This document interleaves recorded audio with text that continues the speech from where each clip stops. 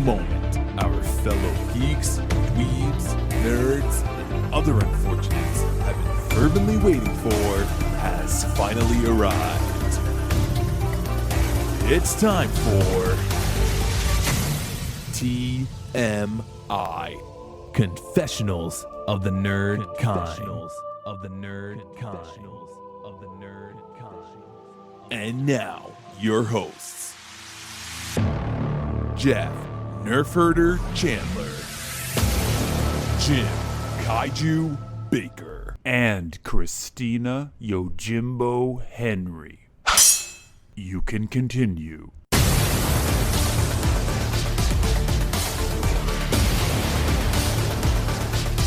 And now, let's get on with the show. Here is TMI. All right, well, I'm good. Shall we begin? We shall begin. Let's do it. Now, Jeff, Yes. we've gotten news this week that your access to movies is going to be See, that was good. I was going to wait and bring that on the back end because limited. This is terrible. I did not want to start this episode on a down note, even though maybe the I've first already news done item it. is. So let's get If we start down, we can only go up, right? Okay. Well, yes. Before we get into this, though, thanks for everybody. joining. Welcome. Yes, thank you. We are reviewing 2 culinary themed films. The Menu, which is maybe a month old on streaming, and it was in the theaters late last year. Yep. And Eating Raoul, also on HBO Max. If you search the dark corners of HBO Max, you will find it. I will tell you right now, this movie was not what I was expecting at all. I have a memory of this movie that did not match what the actual. No, yeah, was. I think I only recognize it in name alone, but we'll get there because I have some issues. But yeah, and I apologize to my co-host for forcing you to watch this thing because it was something else. So that's on the yes. agenda today, That is. and of course our concession treat, which we will reveal a bit Oh, that's later on. right. But yeah, news. Regal is closing down 39 locations, maybe more to come. Yep. And Jeff is directly affected by this. Yes, my local Regal, which is only half a mile away, and I frequent it very often, is shuttering. It is probably the end of this month, so within the week. So Next you time we have go the to- Regal app. You are invested in Regal. Yeah, I can just cancel it. You can just cancel it, but you don't want to, right? No, of course I don't. But here's the thing: the closest Regal to me now at this point is up near you in Fishkill, which is I was now, thinking that is like, could that be a possibility? And that Fishkill Regal is never occupied. Whenever I go there, it's like I'm one of maybe 4 people in the theater. I'm shocked that that's still open. It may be next on the list, but yeah, this is going to severely impact my ability to get out of work and run to the theater for a 7:00 screening. That's not going to happen. So I'm very, I was very looking. distraught. I was looking at White Plains. That's not a Regal in White Plains. No. Now, how close is that to you?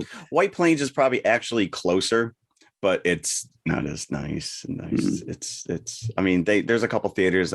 Listen, if I'm gonna go, I could always go down to the Palisades, which is a really nice theater. But now I'm paying for tolls to get over the bridge on top of everything else. So we'll have to see. Here we were all excited that maybe people were going back to the theater, and Regal. I guess they never recovered from the pandemic, and we had a few big releases. People are going back to the theaters. If Yeah. maybe it's an anomaly, but Black Panther. Well, I mean, listen, AMC is still out there. My closest AMC is in Danbury. This is a fully operational theater. There's 10 screens, 12 screens. Somebody could easily walk in here and take it over. Listen, let's start a GoFundMe right now. I'll run it. We'll start a TMI branded movie theater. We'll run cult classics and Screen 7. Nothing but kaiju. There's some irony here because I already have approximately 8,000 theaters to access, and there's actually a new theater opening up 2.5 blocks from my house at Alamo Draft House. Oh, you're getting an Alamo. Yeah, we're getting an Alamo. I do have so close to my house. Even closer than the Music Box? It's like wait a second. How does the Music Box feel about this? I know This- they're treading on their territory. Shows a different. I mean, Alamo Draft House will show some new like newer movies. Right. Music Box usually shows like indie movies, art house type movies. They're doing a Billy Wilder series right now, stuff like that. Music Box is a very dedicated, Very niche like market. fan base. Like I'm a member at Music Box. A lot of people who go there are members, which means like you get discount on tickets and stuff like that. Like people are really devoted to keeping Music Box alive. So I don't think they'll be impacted. Well, I think by you have Alamo. just as fervent of a fan base for Alamo Draft House. Yeah. We do have one here in Yonkers that I've never been to, but I think it was one of the ones that did shut down during COVID, and I'm not entirely sure if it's back up and running yet. And it's funny too, because it's all over, social media, this closing of this theater, and people are either all upset, I was just there, I just saw this movie, or I haven't been to a theater in 5 years and you'll never see me go back to a theater. So we've talked about this numerous times. It's streaming options are just too enticing to people who have issues, getting into a theater, or if you have a big family. Jeff, you foreshadowed this because I remember not too long ago, you showed up at your local theater before this news and you thought it was closed. I did. They were toying with me. They're like, get used to this, kid, because this is what it's going to look like. And I feel bad because I'm friends with half the people that work there. So all these people are out of job. So yeah, that's unfortunate. I may have to jump on a plane and go out to Chicago. Watch a movie. Yeah, you can come. You've got surplus options over there. It's like you could stand too many options. You could stand to give away a theater to Jeff. What is up with that? So I'm pretty excited about the Alamo Draft House. Rub it in. Yeah. Go ahead. They're going to show as a concession to us Chicagoans. They're showing Candyman in the first week they open. With a free box of jujubes. I'm so excited. They're not trying to pander. They're not trying to pander at all. No, not even a little bit. Yeah. Out of control. So if anybody's listening, they got the power to keep this thing open. Yeah. We need theaters in order to run this show. So I know. Who would have thought that our business model was obsolete? We'll figure it out. Don't worry, kids. We'll get it. Shocking news coming out of Hollywood that Alec Baldwin and Hannah Gutierrez Reed are being formally charged with involuntary manslaughter of the fatal shooting of cinematographer Helena Hutchins, which is just insane. But it sounds like there's some serious allegations going around that there was some protocol. I mean, how do you get live ammunition on set? How is this stuff even on there that somehow ends up in a gun with 3 people in their hands, and you got a weapons expert and they don't check it and they hand it to this guy? I mean, it was accidental, but this is really turned into an ugly story. I was listening to cable news podcast the other day, and they had a legal expert on who was basically saying this is a very difficult case to prove, and she's surprised that the prosecutor is bringing it. And she understands from the point of view of the family, where like you want to see justice, right? Their family member was killed. It was an accident, but that action should still have consequences. They're bringing a charge of involuntary manslaughter. But the burden is on the prosecution to prove the case. You have to prove like so many factors in order for this case to go through. It's very, very likely, I'm not saying it's impossible, but it's very unlikely that the criminal case will be successful, but that the family will be able to bring a civil case, and that would be successful because the burden of proof is much lower in a civil case. Yeah. There was 2 misfires of blanks on the set to begin with. So you think that they would have been extra vigilant. Yeah, it's unfortunate. How long ago was Brandon Lee? Yeah, it was a long time ago. Yeah, same thing. I mean, I don't think it was a live ammunition. It was something that was jammed in the gun. That was, still. And I know that after this happened last year, because this was October 21, there were some studios that went to the extent of not having live ammunition or any even, they just digitally put in gunshots. Me as an audience, I'm not picking up on that. That's like watching Star Wars. There's not real lasers coming out of those things. Right. So why do you have to have blanks in these? Right. I don't know. No reason to have any kind of object, projectile, whatever inside the guns at this point. You can do it digitally and it's safer. Yeah. So we'll keep an eye on that. That's unfortunate. But in better news, Jim, it looks like we finally have a director attached to the long gestating 3rd entry in the Tron series, which is now being called Tron Ares. And Jared Leto is attached. Was Tron Legacy a hit? Does that warrant a third movie? I liked it. I guess it was always set up to be a reboot and that they were going to do a trilogy. I have a strong theory that this has to do with the opening of the Tron Light Cycle coaster at Magic Kingdom. You know, it would be a nice tie-in to the opening of this ride. Well, it's alive again. I guess it's been rumored for quite a while. We'll keep an eye on that one as well. Jim's already got his tickets. Jared Leto. Was he in the other one? Was he in the first? I don't remember. I don't think he was. I don't know why he's attached. He was in Blade Runner. I remember that vividly. And the new one, Blade Runner? Of course, yeah. The 2049 or whatever. Was he even born for the first one? No, I don't think so. And then we're going to circle back to the theater experience because apparently Stephen King's new movie, The Boogeyman, has got such a strong test screening that they are taking it off Hulu and releasing it in theaters. Is it on Hulu right now?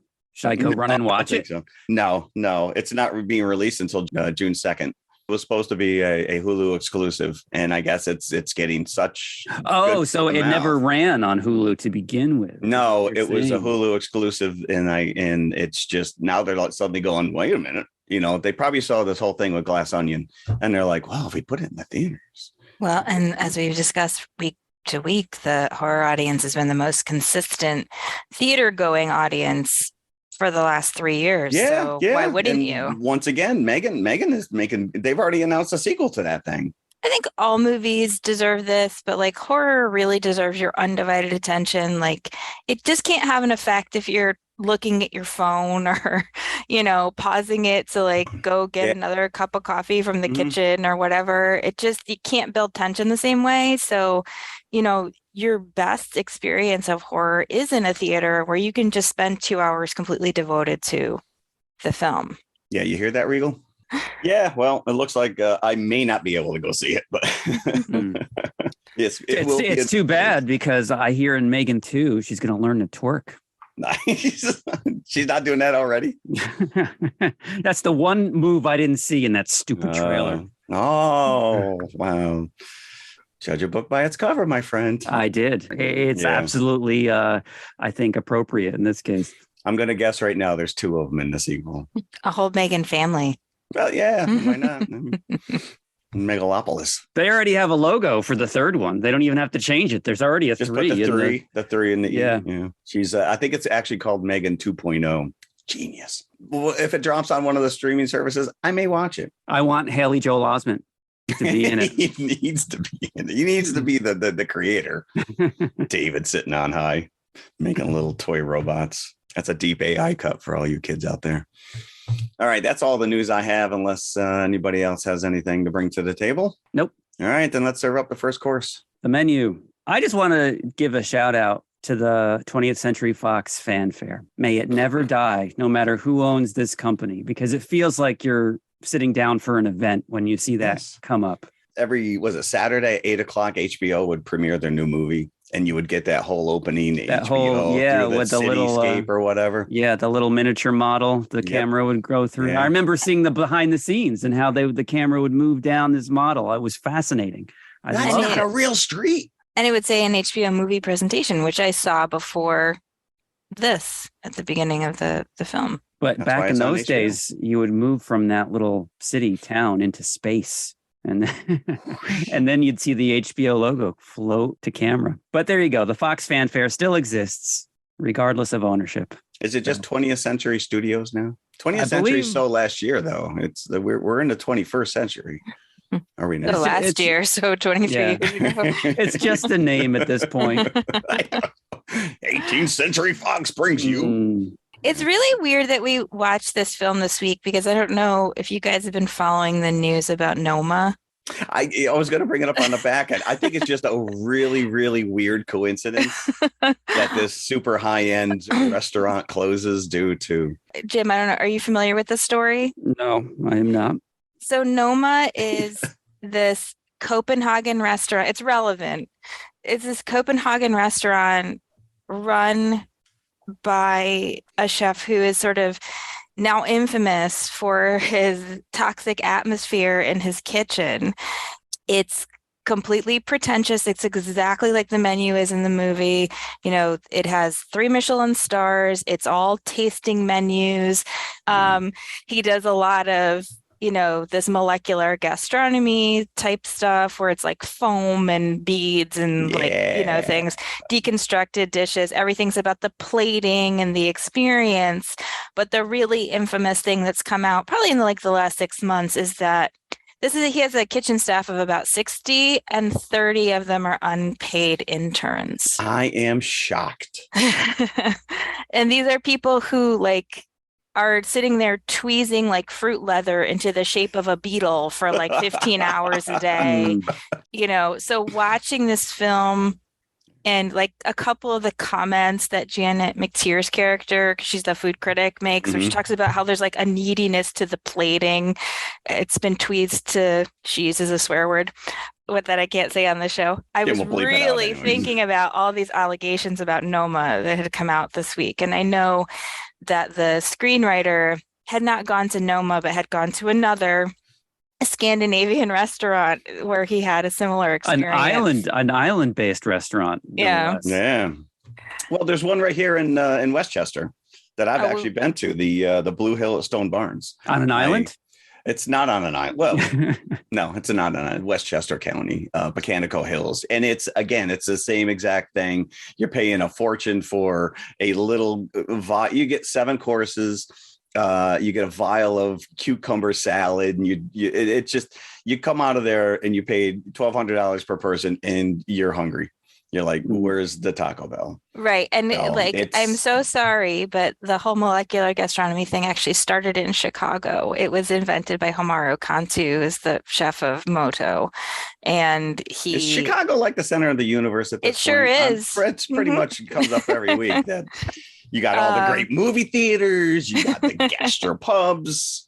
But yeah, making food into science, right? Which is something you see a lot in this film, these tiny little emulsions and the foams and that actually made me laugh out loud when she was calling out the broken emulsion. Yeah. I know my way around the kitchen, and there's little hints here and there of what's really going on. And that was one of them where he's like, all right, this guy's just a jerk. Well, before you get into it, let me just point out that we are going to spoil this movie. Well, the food's all spoiled. Don't eat it. Part of the allure of this movie is trying to second guess the screenwriter. Where are you going? Because at this point in film history, a movie like this almost has to have a twist. Yes. Now, whether it does or not is up to interpretation. Just be warned that your enjoyment of the movie would be much less if you listen to us talk about it before you go watch it. So you have been warned. So it opens up, and again, just as we were saying, it's based around this a night of dinner, a very expensive dinner at Hawthorne, which is a secluded island getaway. And the only thing on this island is the restaurant and the living quarters for the Chef Slowick and his staff. It opens up with the diners assembling at the dock, waiting for the boat to take them to this island. And you kind of get a little hint of who these people are on the dock and on the boat. You've got Tyler and Margot, who are the main characters here in terms of the diners. You get a sense that maybe this is Tyler's new girlfriend, because he's just broken up with a wife or an old girlfriend or what have you. And she's kind of new to this whole experience. Thinking back on some of their dialogue on the dock, you get to know a little bit more about this relationship, a lot more about this relationship as the film goes on. So I believe, and I haven't watched it twice, but this doesn't cheat. It pays off. It makes more sense what they're saying to each other on the dock. Right. Yes. You got John Leguizamo, maybe my favorite character out of the diners. He is everywhere. Movie star. Yeah, he is everywhere lately. Just a lot of deplorable, for the most part. It's funny people. You mentioned that word because I immediately got Ready or Not vibes and The Hunt. You remember when we watched The Hunt and there's a whole have-nots and look at the trailer. The trailer actually gives you the impression that a hunt is happening, that this is all set up for a hunt. That is such a small part of this movie. No, I know. They really trick you. Yeah. Well, listen, I've already got a class action lawsuit going against Eating Raoul for false advertising because it's not what I thought at all. you really think when you're watching the trailer for The Menu that why should I go see this movie? They've just shown me everything that's happening. I've already figured it out. Yeah. I think that if you go into this blind without seeing any of that trailer, because you already know that something is bad is happening to these diners. And that's kind of unravels as the film goes on in its first 20, 30 minutes. If you knew nothing going into this, it would be much more juicy than it was after watching the trailer. Are we just going to use food analogies to this whole I think that wasn't even on purpose. So I think it's just going to happen. I found their performances succulent. You have all of these rich people here, and they're almost like comically stereotyped. They are None over of them, the tops. they are real. You've seen these people. Yeah, Yes, yes. Let me just say, those three guys that are probably the most hated out of everybody that's there. Mhm. I remember going to see at Madison Square Garden the first time they reunited in, I don't know, 2003, 2004, Duran Duran, when the five of them got back together with Andy. I went to go see them at Madison Square Garden. And there were these three guys. They were drunk and they were late 20s. And they were yelling at people walking the opposite way. My 401k is more than yours.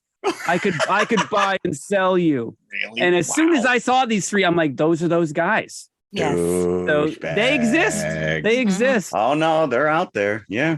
Yeah. And then like the sort of clueless older rich couple who've been there 11 times, but they don't even know what they've eaten. They just go because it's like a status symbol. And then the super pretentious food critic, you know, and her magazine editor enabler, you know, and Margot's, we think, boyfriend, but it turns out he is not. Tyler, who's just a super pretentious foodie. And then John Leguizamo's character is like, again, sort of a comically clueless celebrity, like a former A-list actor who's sort of maybe not as famous as he used to be. Do you know who, Jim, do you know who he based his performance on? Steven Seagal. he had a very not good time with that guy. And so I guess he felt he was going to skewer him. They make sure that there's a distinction between all the different types of rich people so that you're not just looking at a room of like the same kind of person, right? Well, but they all come in with a sense of entitlement, and they all have that kind of, do you know who we are? Kind of attitude. And those underneath. type of people go to these places. Yes. To be seen. Yes. To see and be seen. I will tell you, I can't take credit for this, but each one of these guests and some of the staff represent the 7 deadly sins. The way it's broken down, you got greed, gluttony, lust, envy, pride, sloth, and wrath. And that is something that Lillian Bloom would point out with relish, by the way. Yes. There's a neediness. Oh, this is obvious. plating. This is the 7 deadly sins. It's obvious. And then her sycophantic dinner guest. Oh, yes. I knew it right away myself. Yep, I just didn't want to say anything. I will say breaking up the chapters into each of the courses, I thought was very well done, because you see this level of pompousness with each passing dish. You know, he's serving them emulsion, which is usually a base that you put into a salad or a soup or a stew, and it's clear that he's messing with these people at a certain level. And it's Margot is the only one who's really picking up on what's going on here. You see this immediately when they check into the restaurant, and the maitre d' realizes that this is not Tyler's girlfriend.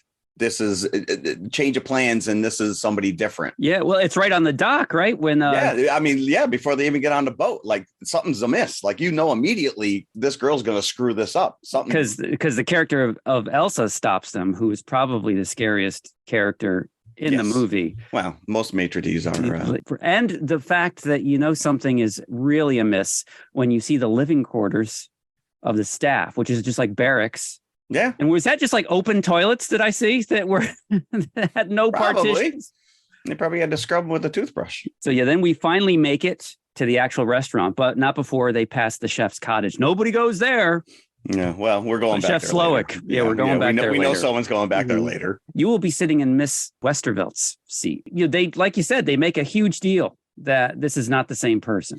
Yeah. And Slowick, his demeanor is rattled by this. So he can't serve perfection now. He can't deliver the menu that he's so meticulously planned. This one especially, because there's an element out of place. No substitutions. They tell you that right up front as well. And that's a Right. substitution. There's a lot going on here that I think the more that we talk about it, I may appreciate it a little bit more, because when I finished watching this, I'm like, I don't know what to make of this. And I don't know if I liked it at all. Like there's the motivation for the chef is a little broad. I mean, It's sort of interesting too, I think, the way Julian is portrayed, because initially he starts off sort of portraying himself as a victim in the sense that he talks about his childhood, right? His drunken father, his drunken mother.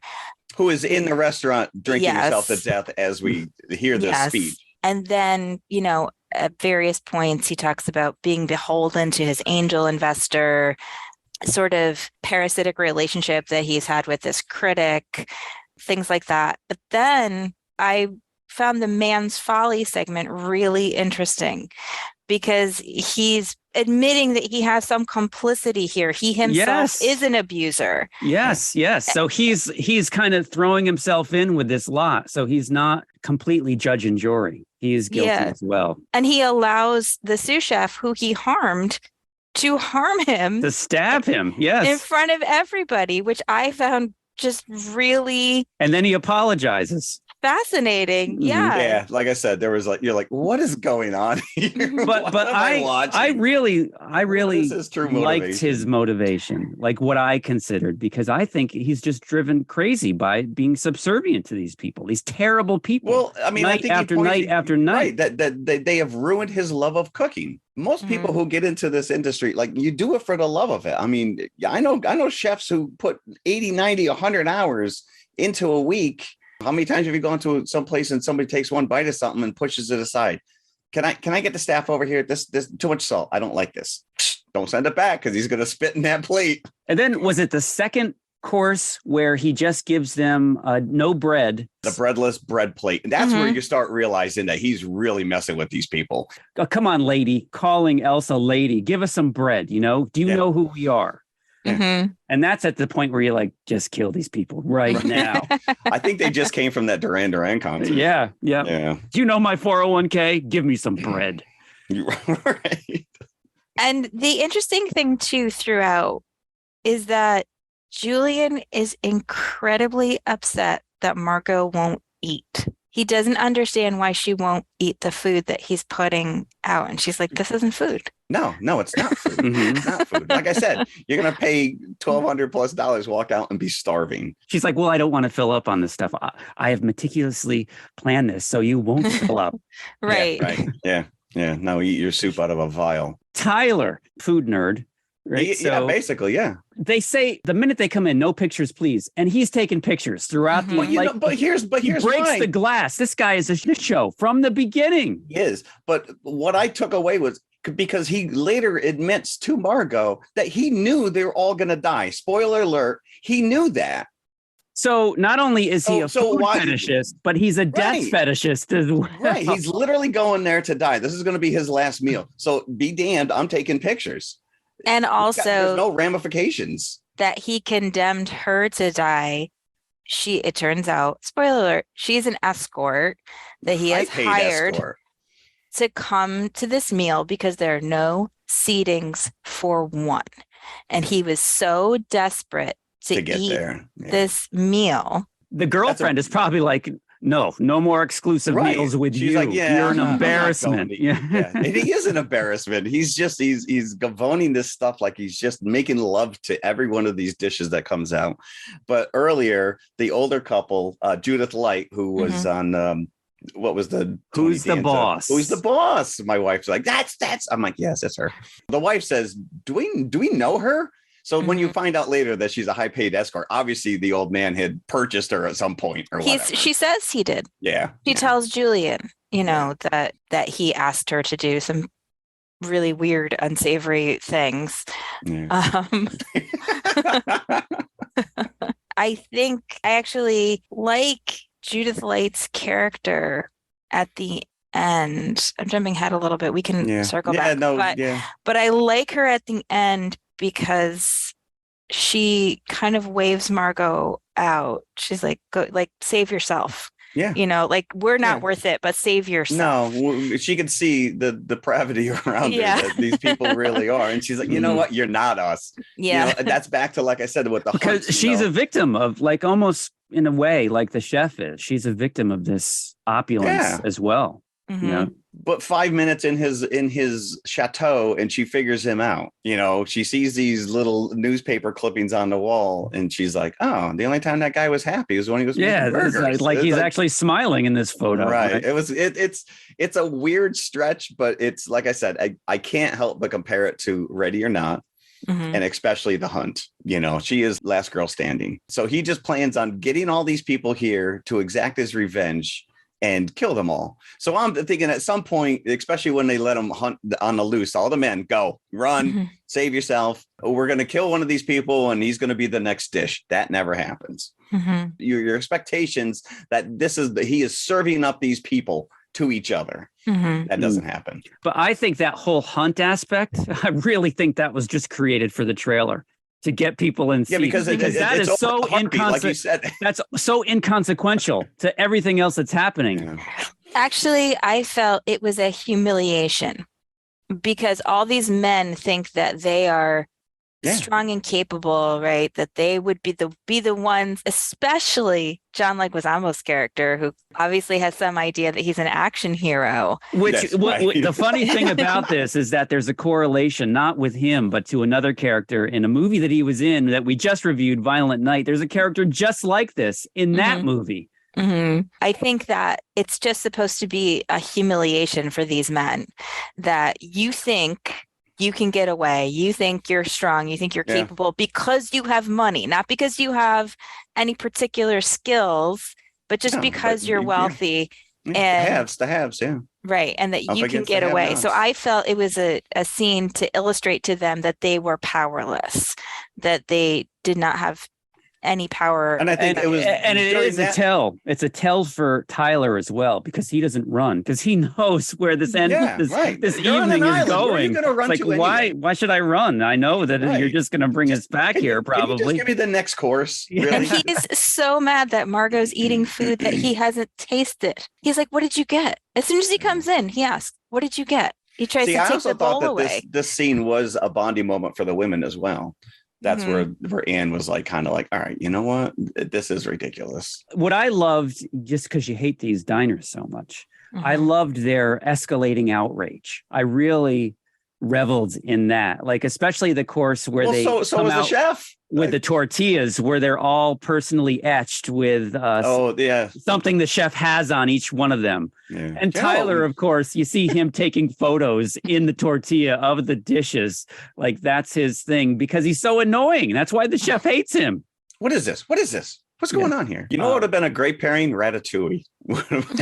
Really spot on for this one. And, you know, even after the sous chef kills himself in front of them. The mess is that dish is called the mess. I actually thought he was going to kill himself with his tweezers because they were in his pocket, tucked in his collar, and I was like, oh, he's going to kill himself. And then I thought he'd take out the tweezers and stab himself. That would be like really, melodramatic. But no, he shot himself. But even after they see this, a lot of them don't want to believe they saw what they saw. Right? No, they think it's all like theater. They think it's theater, right? Yeah, especially the food critics. Like, oh, this is what he does. This is what he does. Right. He's a storyteller. Yeah. Okay. Like, what story is he telling you? I don't know. I'm still trying to figure that out as well. Although this guy's motivation. This character's name, this sous chef, was Jeremy, and the chef just berates him, saying like he wants to be like me. He never will. You know, he's okay, but he's never going to be great. They named Jack Hyde Park, the CIA, of course. I'm like, hey, you'll never be any good. You'll be working at Red Robin's tomorrow. So they wrap him up and carry him away. The entire staff is on board with this. They are so devoted to this chef that they will sacrifice themselves. Yeah, and even the one girl's like, it was my idea to kill everybody. It was great. And I'm like, what? Or they're so fed up with their existence, they see this is the only way out. These people don't mean anything to them, except But for, well, maybe if they I all mean, if live the on chef that is, island. You have to. But this is a cult situation, Yeah. right? Yeah, these are cult Yeah. dynamics. That's just what I was going to say. They all live on this island. They're socially isolated. The only people they ever see are each other, right? And these wealthy people who come to take from them. And if their leader is telling them this is what we're going to do, then that is what they do. What did he whisper to Tyler? There's a rope in the back room, I think. Yeah, I that's thought what he hanged said. himself. I thought he hanged himself with his tie. But it's like, come on. All right, I'm done here. I did read that there was an alternate where instead Tyler was subjected to washing dishes, but I guess that wasn't severe enough. They said, we're just going to kill you. Okay. Made a really bad He meal. didn't even make it to dessert.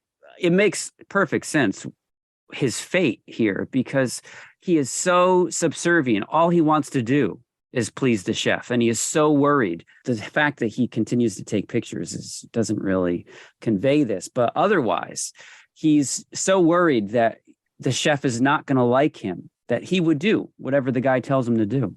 There's no question about that. I don't know. I would, if I could afford the high-paid escorts, I'm not throwing my life away for a chef. He just wanted this meal so badly. Apparently. Well, he got it. He got what he wanted. And then at one point, the food critic thinks this is all staged for her. Like, yeah. Well, that shows right. That goes into the self-observed. This is because I'm here. Yeah. That's why he's doing this. He knew just how to play her, right? Because he personally texted her and asked her to come. So, of course she thinks she's the center of the universe. And then the old guy gets his finger cut off at one point.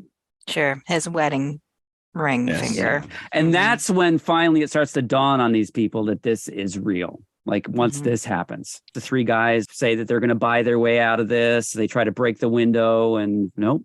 No. They're not getting anywhere. Yeah. Right. I know when the one guy says, just name a number, like any number, right? No, I will give you whatever you want. And he's like, I don't want money. Mm-hmm. Yeah. I just love how he, leading up to this, before every course, he smacks his hands together and everybody jumps. Yeah, chef. Yeah, chef. We all die tonight. Yeah, chef. I really like at the end when Margot stands up and claps her hands and they all turn. It's such a Pavlovian response. They all automatically turn toward her. Yeah.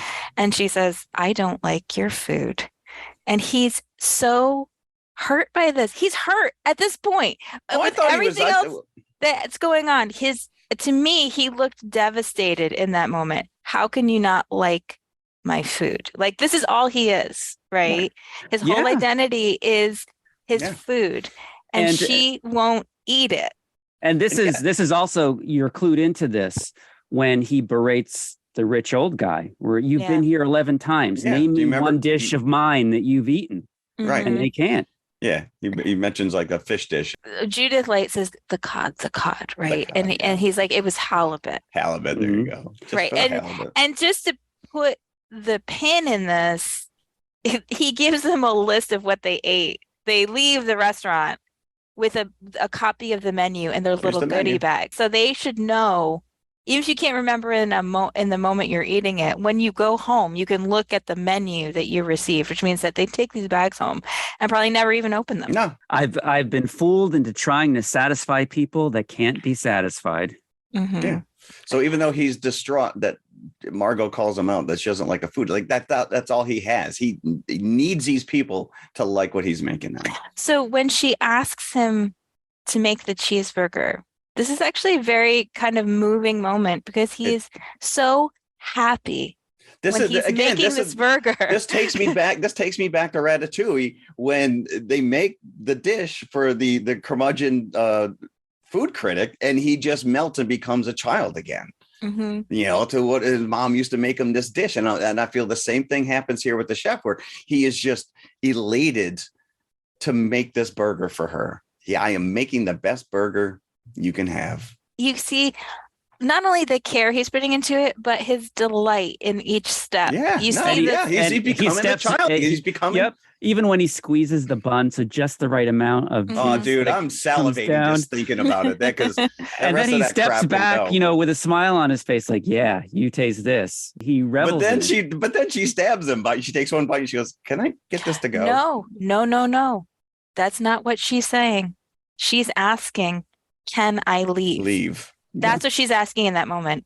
Can I take this to go? And he has a moment where he has to decide if he's going to let her go, and he because brings she her is not part of this. right, and he plan. brings her the to-go box because she is not part of the menu this evening. She is not part of what he planned. So he gives her her to-go box and her little gift bag, and she can leave. He also recognizes before that she is not one of these people. Yes, she's with them. She's meaning the staff. Yes. Right. So you think because to yourself, he gives her the opportunity to choose. He gives her the opportunity to choose, but he tells her she's going to die either way, right? The staff is going to die. Yeah, they're all going to kill themselves. And the patrons are going to die. They're all going to die. But that's not part of my plan. I don't want any he's part of saying this. you can choose what side you're on, but you're going to die anyway. But then at the end, when he gives her the to-go box, he's telling her, you're not a part of this. Get out of here. Yeah. It makes me wonder if the ex-girlfriend did show up, like what her tortilla would say on it, because she was clearly part of the menu. But I also love this has a scream moment when his investor, Varric, because there's a little tease when Margot goes into the bathroom and she's smoking out the window and she sees one of the staff like carrying angel wings across the lawn. And we realize later he's going to kill his investor, Varric, and he's hanging him above the ocean with the wings on and drowns. I was waiting for it's a very Drew Barrymore scream moment when she sees her boyfriend out, on the patio through the glass, because that's what they're watching is this guy die. This guy was not eviscerated, though. I was waiting for a shark to come up and get him. That didn't happen. Yeah, I think you guys talked me into it, at least raising my buckets by one. I mean, I think there's a lot going on here. I think Rafe Fiennes is such a good actor that he can convince you of all of the subtleties. Oh no, he is completely sold on this character. Yeah. But I think in the hands of a different actor, this role is a cudgel. You know what I mean? But he doesn't do that. He sort of brings you gravitas, the undertones. Right. He's not like rubbing his hands together. Yeah. Like, I've got you all now. There's something he is invested in that he wants to punish these people for, some more so than others. John Leguizamo, he's like, I saw your movie, Calling Dr. Sunshine. That like started a downward spiral in me. I realized, dude, it was a movie. I just made a movie. I could say that with some movies that I've seen. You now have to die. I did not like that movie. What? Come on. Wow, that's harsh. But I was getting at earlier, and I wanted to wait until we were talking about the end, that you kind of assume, just because you get a really good sense of what this movie is going to be about from the trailer, that you assume that there's going to be some kind of twist that you're not expecting. And there really isn't. What is presented to you is done so at face value. Because I was thinking to myself, could this be actually stagecraft? Could this be all fake? And that's going to be revealed at the end of the movie? Surprise. Nope. This gets to where it's saying it's going right from the beginning. And I really appreciated that. It didn't feel the need to have a twist ending. No M. Night Shyamalan crap. No. Yeah, this was interesting. This was there's a lot more going on here. And like I said, when I originally walked away from this, the more I thought about it, I'm like, his motivation doesn't make any sense. All these people are in on this, but the way that you're breaking it down for me makes me think, all right, fine. They're all in the cult. They're all willing to die for him. So I didn't see this in the theater. My son and a friend of his, who's like a real cinephile, went to see this movie. And my son's friend said that for about a half an hour, he wasn't convinced, but that the movie got him by the end, which I found very interesting. I think that at first you're just like, oh, this is a satire about rich people. Right. Yeah. And then you're skewering. Yeah. Literally. Yeah. Mm-hmm. The dessert course is s'mores. The dreaded s'more. He makes them all human s'mores. And and he gives him Now, that one this is parting over shot. the top. This is the whole over the top. You all represent the ruin of my art and my life. Thank I you. think it's interesting too. He says at one point, like, you all probably could have gotten away once you ask yourself why you didn't. And I think it's because they're so accustomed to other people doing things for them. I don't You think they know? could have. Like a full staff with knives is not going to. Well, but like you said, those guys were just trying to buy their way out of it.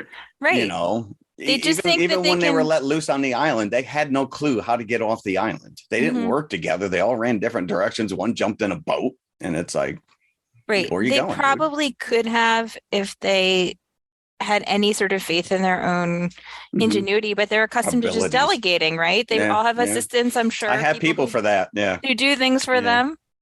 John Leguizamo's assistant is with him. that's true. What are you going to do for me? Nothing. I got nothing. Yeah. Yeah. Do you think he cashed their checks first? I'm sure. That's the final indignity that he puts the bill on the table and takes all their credit card numbers. Mm. We're still going to process this. So it cost $30 million to make, and in its theatrical run, it made 78. Directed by Mark Mylod, who is best known for TV shows such as Succession and Shameless. Produced by Adam McKay and Will Ferrell, Mhm. Yeah. who gave us Don't Look Up not too long ago. Nominated for a couple of Golden Globes in the acting categories. In the musical comedy category, Ray Fiennes, Best Actor. Anya Taylor-Joy, Best Actress. Didn't win, just nominated. Emma Stone was going to play Margot, but had to drop out because of previous commitments. So that's when Anya Taylor-Joy stepped in. I think that Anya Taylor-Joy is maybe a bit more suited for the role. I don't know. She has that sardonic, Yeah, I she think Emma really- Stone has all that baggage of the kind of good girl parts that she's played in the past. So I don't know. I think she could have done it, but I think that No, it worked out the way it is. Filmed on Jekyll Island in Georgia. A beautiful location, Mhm. beautiful beaches. And the movie star role was written with Daniel Radcliffe in mind. I did read that. He probably could have done it well too. Yeah. Yeah. But I think Leguizamo's just clueless enough. Mhm. And another little Easter egg that they dropped in when they're on the beach and they're on their way to the restaurant itself, they're being led in part by goats.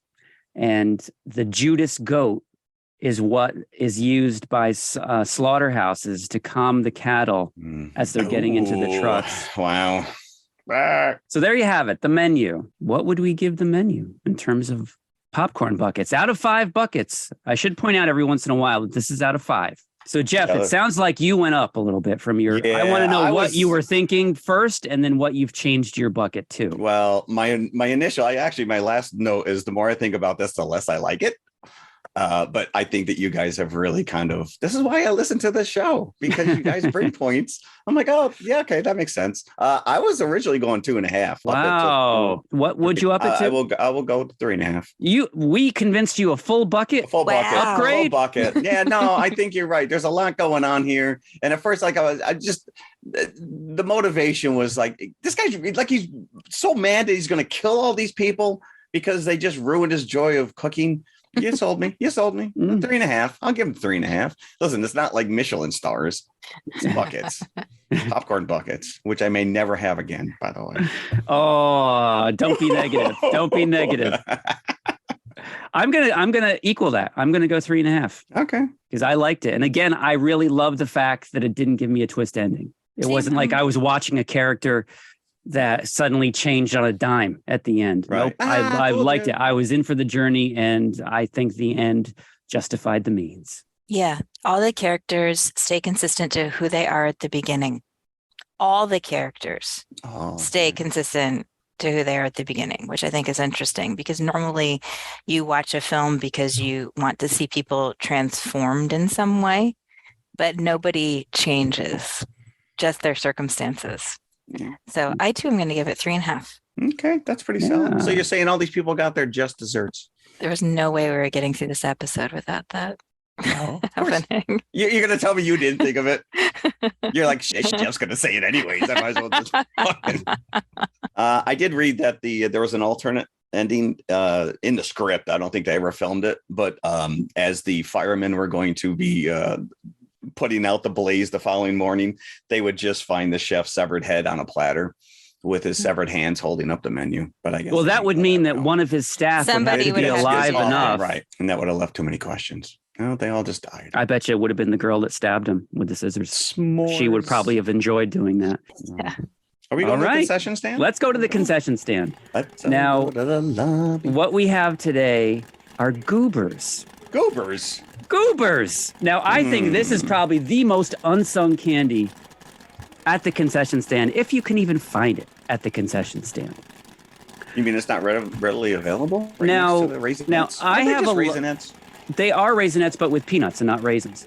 So this is such a simple candy that you would think that this would be like widely available in different forms. And as far as I know, the Goober is really the only one that corners the market on the simple chocolate-covered peanut, at least as a name brand. I got a box of this earlier in the week.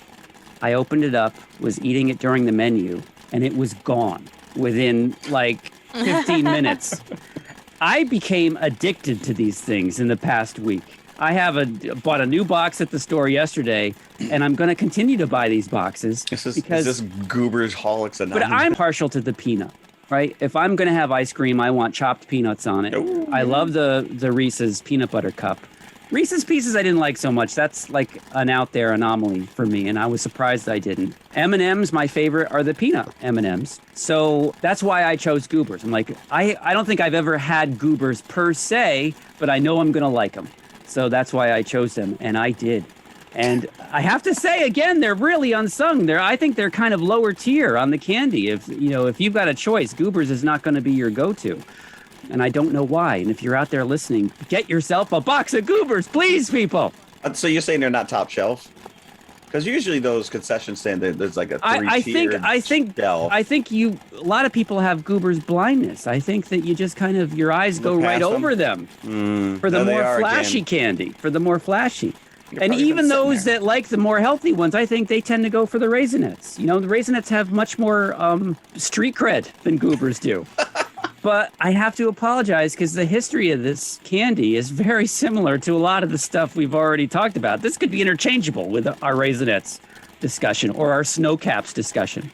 Patented 1925, the Blumenthal brothers. So they held it for many years. Fast forward to 1984, it was purchased by Nestle, which is what happened with Raisinets, which is what happened with Snow Caps. So it was a Nestle product for many years until 2018, the Ferraro company. I don't know what's going on. Chicago is the center of the universe. They did, I think it was, from what I read, 2.8 billion. So Nestle sold a lot of their product off to them. So you used to get the Nestle logo on top of the Goobers. You don't get that anymore. Wow. Because it's not Nestle. I learned, and we'll talk about this candy, I'm sure, in weeks to come. The Crunch Bar no longer says Nestle Crunch on it because that is also owned by Ferraro, which is outrageous. It's now the Ferraro Crunch. It's just a crunch. It's just a crunch. Crunch Bar, huh? Now, I think the Goober also has negative connotations because people think of an idiot when they think of the word Goober, thanks to Gomer Pyle's brother, Goober. I don't know if you remember that, but that was his brother's name. Gomer and Goober? Those are their names? Yes. Don't let those connotations cloud You buy yourself a box of Goobers. And the name itself for the candy, they called a peanut a Goober, largely in southern states, mostly, I think, in North Carolina, which is where the Blumenthal brothers were based. So there you have it, the Goober. Okay. This is a quick one. It was a quick one, but I can't stress how good these things are. I can't stress enough how good these things are. Please go out and try yourself a box of Goobers next time you go to the movies. We need to get the Ferraro brothers as a sponsor. We should. We should. Apparently they should be sending us some candy to sample. Yeah. Mm-hmm. There you go. That's the sound of Goobers. That doesn't sound like a Goober. So let's go back, and I hesitate to go back to the theater. Let's talk Eating Raoul. Whoa. This, like I said, this is not what I expected. I felt like I needed a shower after watching this movie. I needed to cleanse the palate. Woo. Yeah, you need to cleanse your palate. Like I said, I've already filed a motion for false advertising on this because the movie poster. How can you say that, though? They eat Raoul. There's no surprise there. Okay, this is the guy that they're going to eat once he's introduced. And sure enough, they eat him. They take a very Mrs. Lovett practical approach. Like, what do we do with the body? Let's just eat him. Other ones, all the other bodies were being sold off to the dog food company. They weren't eating those people. That's also a little bit of a Mrs. Lovett approach there. Yeah. I mean, she baked them in pies, but... See, I'd rather have a human pie. Yeah. There's clearly a lot of topical satire here, which I'm not sure it still lands. It doesn't age well. You know, I can appreciate what they're trying to do with this film intellectually. It's actually, this film is in Criterion, I discovered. I did see that. This would have initially, when it was released in theaters, it had the 20th Century Fox fanfare at the beginning because it was a Fox film, as you'll see during the opening credits. But now it's distributed by Criterion, and that's actually what you see when you watch it on HBO Max, is the Janus Films and the Criterion logo come up.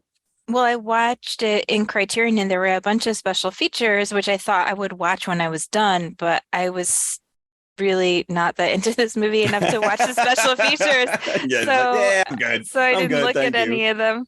But I think there's a lot of stuff in here, like everybody is a swinger, which just doesn't seem really controversial anymore. There's some moral panic stuff about crime, which is sadly still relevant.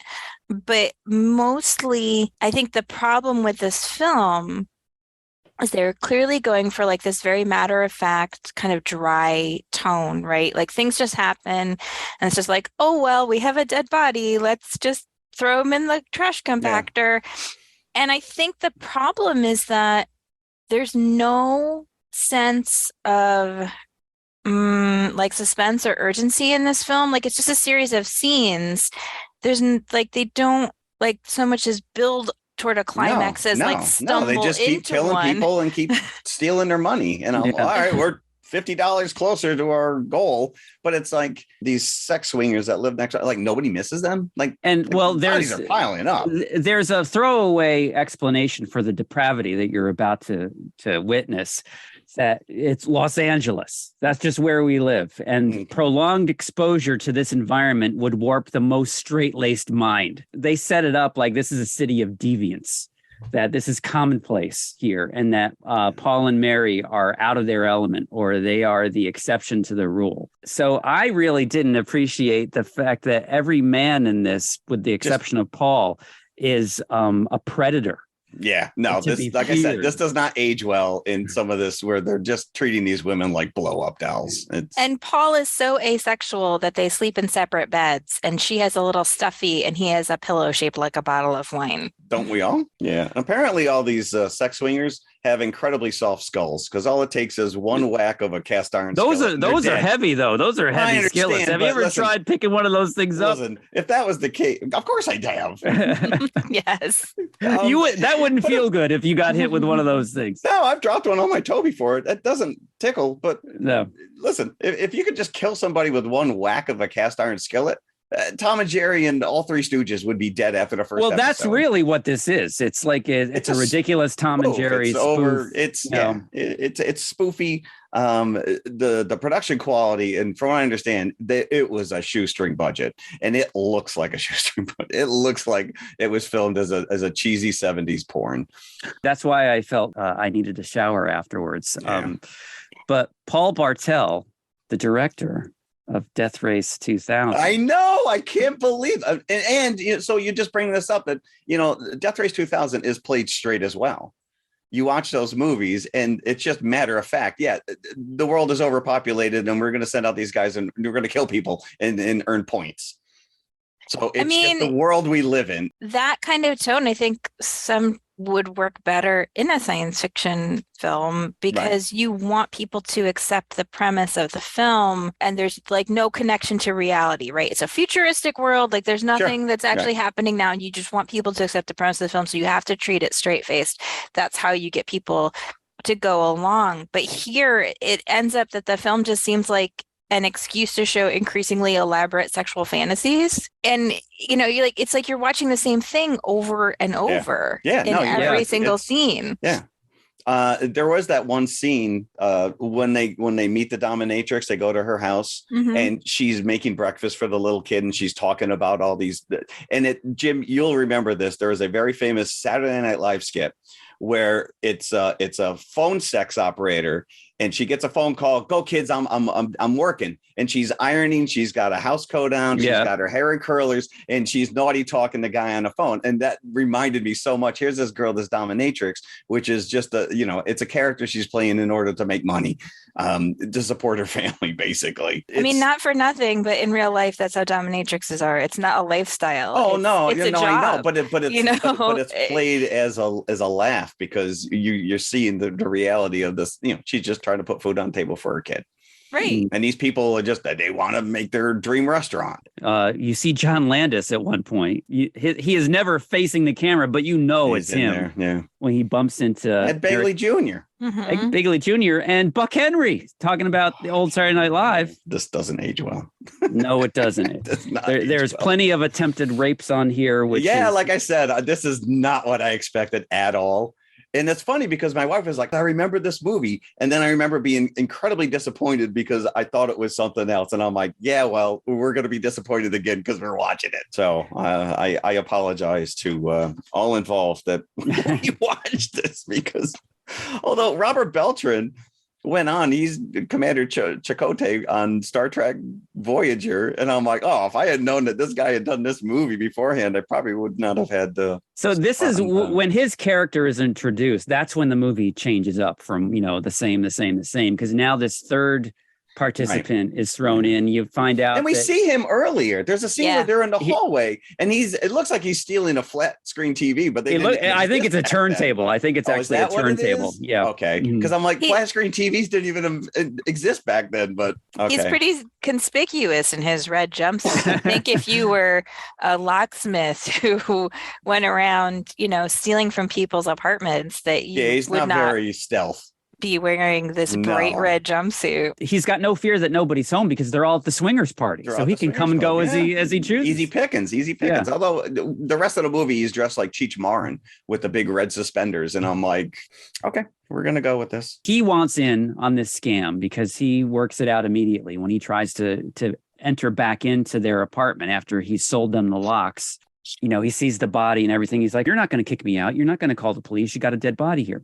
But then again, he's not going to call the police either because he's So they make a deal where he takes the bodies, and then you're wondering to yourself, why does he want the bodies? And he's selling them to the dog food company. And they're just taking them, literally garbage bags shaped like human bodies. Yeah, we'll take that one.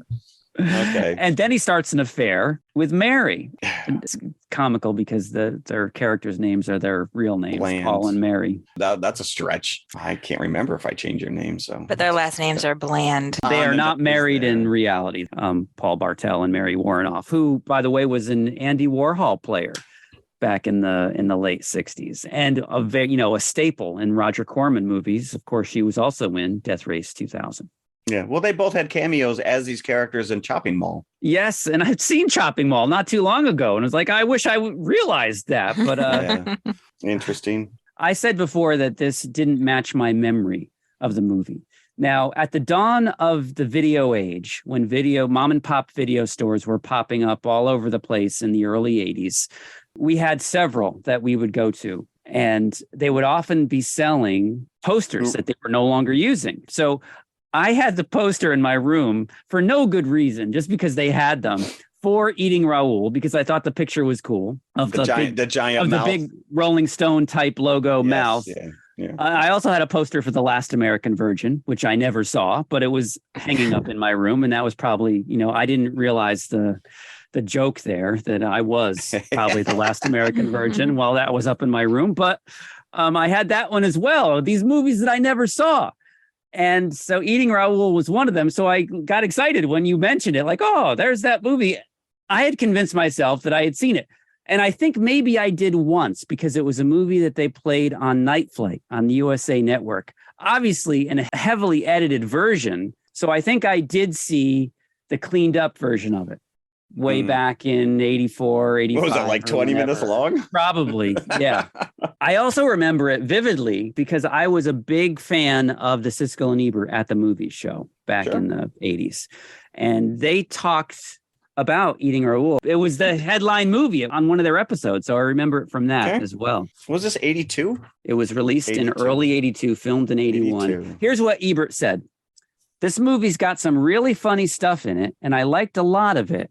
And I wouldn't exactly advise not seeing it, but it doesn't quite go that last mile. It doesn't reach for the truly unacceptable excesses. What is he thinking of that is missing? He wants to see the next level. What? Yeah. How much worse can they get? Vincent Canby, New York Times. One mustn't blunt its pleasures by calling it a laugh riot. It is full of smiles, punctuated here and there by marvelously unseemly guffaws. But most of the time, it works its little wonders quietly. I don't think I guffawed once. I'm pretty sure I did not guffaw. This felt incredibly long. It's only an hour and 23 minutes.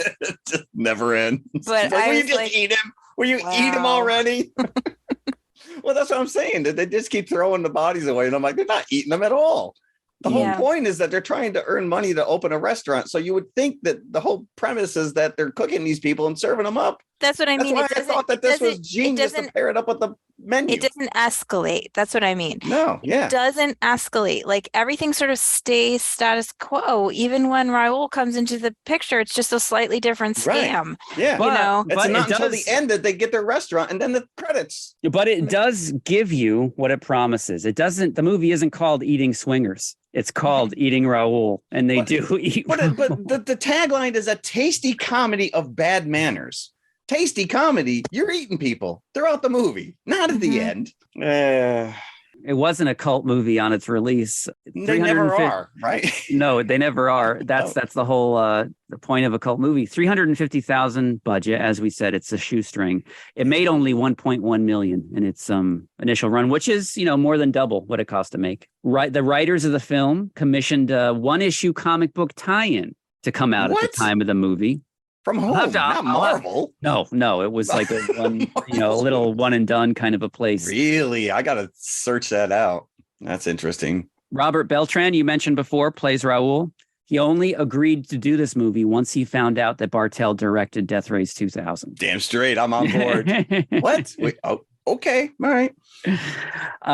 Paul Rubens turned down the role of the sex shop cashier. So that would have been Pee Wee Herman. All right. I want to go back to the budget because they couldn't even afford to make a fake newspaper to show the ad that they end up running for the dominatrix. What was it? Naughty. She's Corella Carla and Naughty Nancy. So they ran a real ad that actually ran in the LA Weekly. So it costs less. It costs less for them to run an ad than it was to make a fake newspaper. So that ad actually ran in the newspaper, and unlike the movie where they got thousands of responses, they got one response. I wonder if they invited that respondent to the set. Do you like? They're like, yeah, why don't you come on down? We'll fill you in when you get here. Yeah, we'll kill you on screen. Right, exactly. There was a sequel that was in development.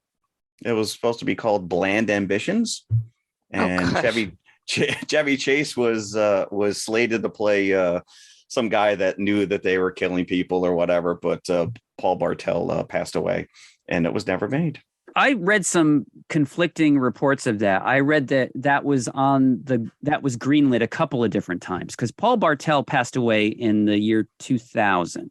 Oh, so this originally got greenlit in 1989, but then Vestron pulled the funding. So that means Pop Culture Landscape, this would have come out in 1990, the same year that the Madonna had the Blonde Ambition tour. So this movie Bland Ambition would have been out at the same time. That would have been a great tie-in. But so the funding got pulled. And I think that this came up again 10 years later, and that's when Paul Bartel died. Okay. It looked like it was going to be made, it looked like he was finally going to get it made. And then He passed then he away, passed. unfortunately.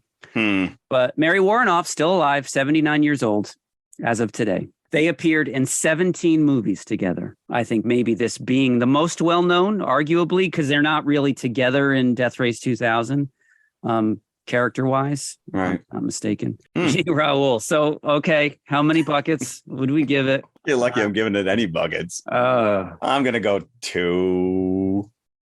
2. 2? Yeah. I think I'm going to go 1. It can be crossed off the list. We have officially watched it. We've officially reviewed it. We will never talk about this again. Yeah, like I said, I can sort of intellectually appreciate what they're trying to do, but it just doesn't land anymore. So I'm also going to say 1. All right. So there you have it. What else did we do this week? I did a lot this week, believe it or not.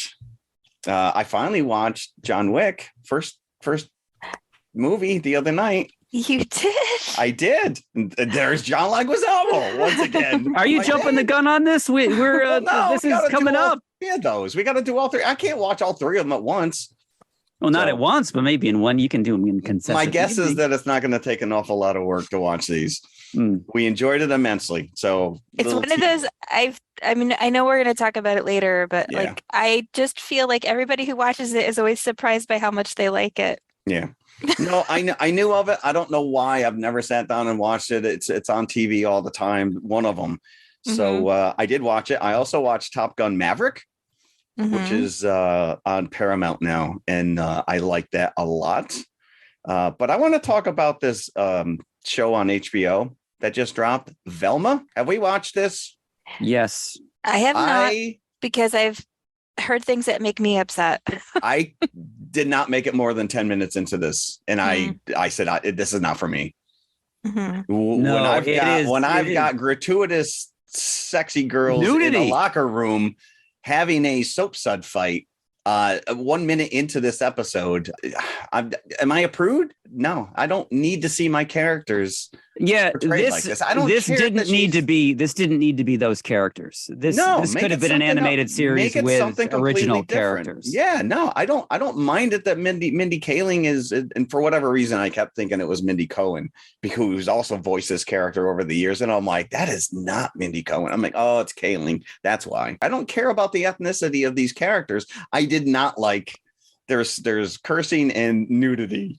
Maybe I just need to. I am just glad they left Scooby out of it. Well, Scooby does not need to be dragged into this. Completely unnecessary. And like you said, it could have been any other character. Why make it this? I don't know. Mindy Kaling is funny. You know, that's why I say that this probably could have worked if it was just an animated mystery show, you know. So you actually made it through the whole first episode? I've seen all episodes. Oh, so okay. far. Okay. This food tastes horrible. Let me have another bite.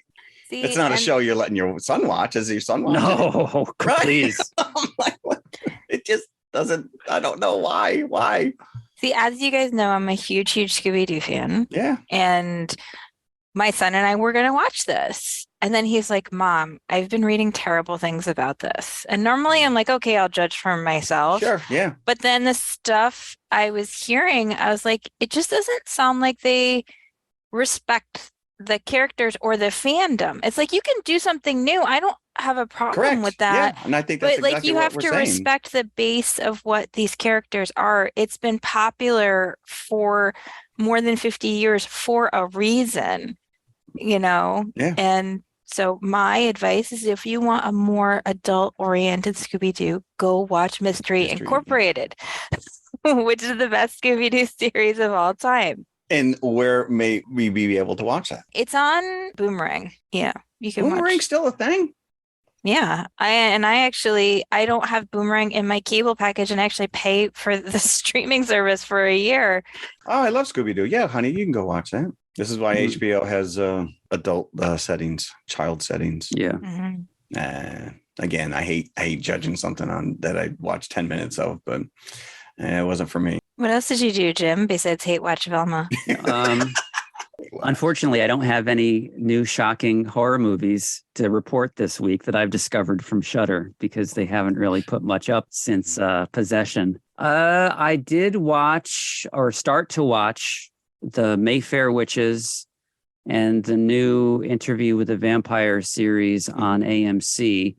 And apparently it's part of an immortal universe. So they are creating an Anne Rice universe on AMC because there is little tie-ins between the two shows. So they're all right. They try to recast Louis in Interview with the Vampire as a pimp in this one, which I wasn't really that appreciative of. So maybe I'll do some more hate watching. Yeah, I seem to fall into that. You're so good at it. I don't understand that. I was actually talking to my son about this the other day. I was like, I don't understand why people hate watch things. Like you only have one life, like you Howard only Stern have made an entire career out of that. you only have so many hours in the day. I don't get it.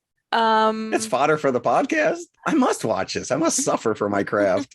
Oh no, you're like Slowick. So I went to see, some weeks at the Music Box, they have so many things going on. And I'm like, I just need to see all the movies, but I don't have time to see all of them. So I had to pick. I wanted to go see Skinamarink this week, but all the showings were too late for me because I go to bed at 9 o'clock. Did you tell them you go to bed early? Can you put an earlier schedule? At this point, you must have stock in this company. So we went to see Broker. It's directed by Hirokazu Koreeda. He's a Japanese director, but it's a Korean film. There's Korean actors. It's set in Korea. Song Kang-ho is in it, which, if you're a Bong Joon-ho fan, then you certainly know Song Kang-ho. Bae Do-na, who actually plays his sister in The Host, and Gang Dan-won, who was in Peninsula. He was the main character in Peninsula. Song Kang-ho and Gang Dan-won play two characters who steal babies from baby boxes. Now, I don't know if you guys know what baby boxes are. They're very common in Korea, but they actually we call them wombs over here. So they're like safe haven boxes that are usually at churches. And that you can leave your baby in. You can leave if you feel you cannot take care of your baby, you leave your baby inside this box. So the baby is safe. It's like in a warm place. It's ventilated. And they're like, basically, you're not like leaving the baby outside on a step or something. Okay. So it's supposed to be the last resort of the desperate. Now, what these brothers, they're not brothers. They sort of seem like they're brothers, but they're not. They take the babies out of the boxes and traffic them. They sell them to couples who can't have children. It's despicable. But the flip side is that a lot of times these kids just end up in orphanages. So they feel like they're providing a service to people who can't have babies and who can't adopt in a traditional way. As long as you keep Paul and Mary out of there, then you're good. What happens in the film is that they take this baby. The mom actually comes back for the baby. She gets involved in their scam. It turns out she's got a criminal history of her own. But so what? She was just leaving the baby there overnight? That's basically what she was doing because she had to do put something my baby here in this box. Important. I'll be back. She probably had to go to the movies. She didn't have anywhere to put him, and she wanted to leave him somewhere safe. You don't leave him in a mailbox. So she was leaving him at a church. They have staff to take care of the baby. Anyway, they're actually being monitored by these two undercover cops who are kind of onto them and want to catch them in the act of selling the child. This sounds like an insane premise for a movie. The guy walking around with trench coats with little babies inside going, yo, man, but baby. It's incredibly heartwarming. Tell me this is a lighthearted comedy. It's not lighthearted. I would not say that. Okay. But it has a lot of joy in it. Okay. I think, and a lot of it's sort of bittersweet, and it sounds very dire. It's almost like a movie I can't describe to you unless you experience it. It's very, very beautiful. And it's called just called Broker. Broker. And it was so good. And we were thinking about it. My son and I went to see it on Friday afternoon, and we were just talking about it and thinking about it all weekend. It's one of those movies that really kind of sinks into you. So if you have a chance to see it, please do. And the next showing after it was a 4K restoration of Assault on Precinct 13, but we had to go home. So I was like, I should just stay here all day. You had to go home and watch Eating Raoul. You're like, son of a... I actually had to go home and watch The Menu, I was like, I don't have enough hours in my day. For all this watching that we have to do. I hear you. I hope you appreciate We this, are the people. ultimate voyeurs. The work we put in for this show to keep you entertained. Yeah. All right. Speaking of the work we put into this show, we're coming back next week. We are coming back. Yeah. And we are reintroducing the 5 bucket list. It's been a while. It has been a while. And a very democratic process. We all gave our 2 opinions as to what should go next onto our 5 bucket list. We have an app called Decide Now, which is like a big Wheel of Fortune wheel. We spin it, so it's very fair. And what popped up? Jeff's choice for our next 5 bucket selection. So please, Jeff, take it away. We are going to be watching the 1938 classic, The Adventures of Robin Hood. I have never seen this with Errol Flynn, correct? Errol Flynn, Olivia de Havilland, and Basil Rathbone. I've already got it from my library. So I own this, and I will tell you, we'll get into it next week, but I have seen this on the big screen. Was it a Fathom event? It was not a Fathom event. It was a series that Jacob Burns Film Center puts on. I don't know if they do it anymore. It was like directors and their favorite movies, and this was Chris Wedge, who we know is the director. He worked with the Blue Sky Animation, Ice Age movies. They had Robots was coming out. So anyways, they were doing a screening and they screened this, and then they did a Q&A of their new movie afterwards.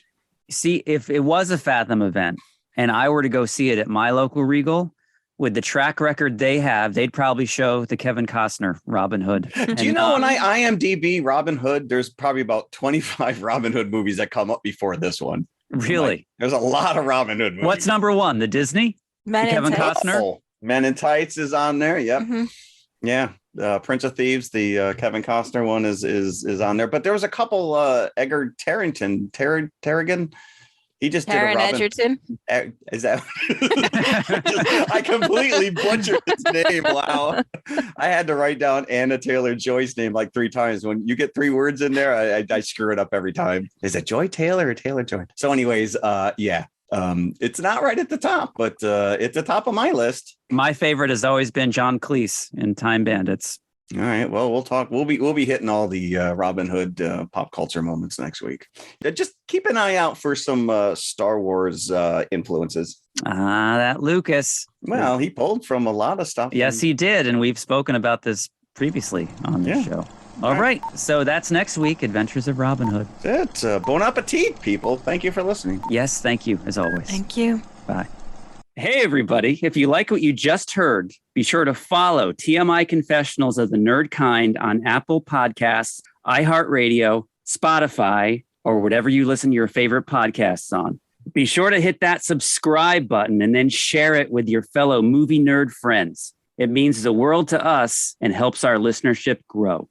You can also find us on all of the socials, Instagram and Twitter at TMI_podcast 2018. We're on Facebook and YouTube as well. Just look for the Popcorn Bucket. You can help support this show by visiting our TeePublic page for some TMI branded goodies such as hoodies, t-shirts, mugs, and stickers. TeePublic.com/TMI Confessionals, all one word. A 5-star review would be incredibly nice as well. I'm just saying. Thanks again for listening. We truly appreciate you. Be sure to come back next week. We'll save some popcorn for you.